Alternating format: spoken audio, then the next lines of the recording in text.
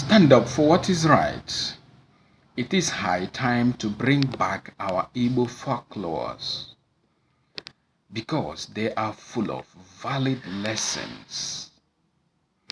That vacuum is still very wide open, waiting to be filled up. Before the advent of written and English literature, the Igbos have their oral literature, very original and unmanipulated, full of lessons in all areas of life and in every situation of life. And before I forget, there is no how you talk about Igbo folklores without Grandpa Mike Ejeagha. The Igbo folklores is made up of stories, superstitious stories, legendary stories, and imaginary stories, all to teach important lessons of life. These folklores in the oral literature remains. It passes from generation to generation, and we grew up with that.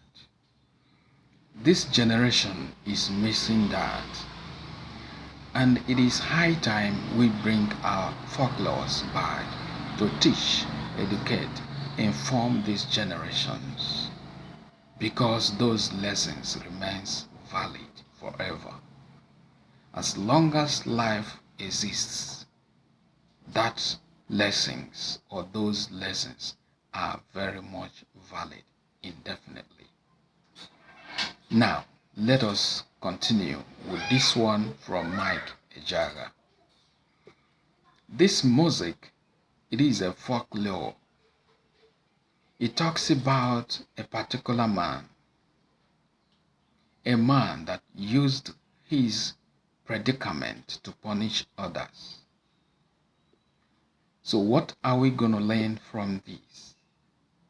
You don't use your predicament or your ill situation to punish others.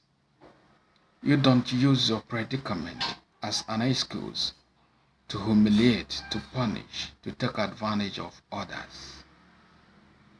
This particular man in this folklore is blind. He got blind as a result of hunting because he was a great hunter. And one day during his hunting, he fell from the tree as he was trying to target a monkey. He fell and got his two eyes blinded because some thorns poked into his two eyes. He got blinded from that moment. From that moment, nobody helps him, nobody gives him anything, nobody provides anything for him. He started stealing. And who he steals from is the only wife of his late brother. He kept on stealing her snuff. He kept on stealing day by day. So on a very particular day, after so many warnings for him to stop, the woman mixed the snuff with grinded pepper. After frying the pepper very well, she grinded the pepper so that there will be no trace of the pepper.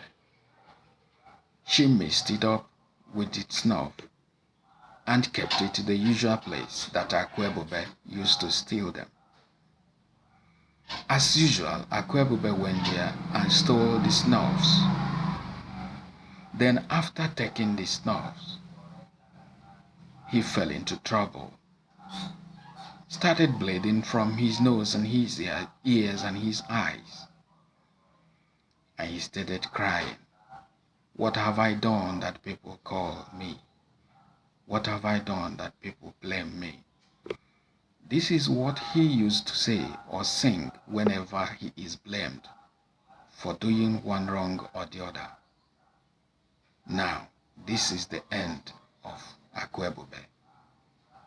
he met his Waterloo like Napoleon Bonaparte of French, who met his Waterloo at Waterloo and got defeated.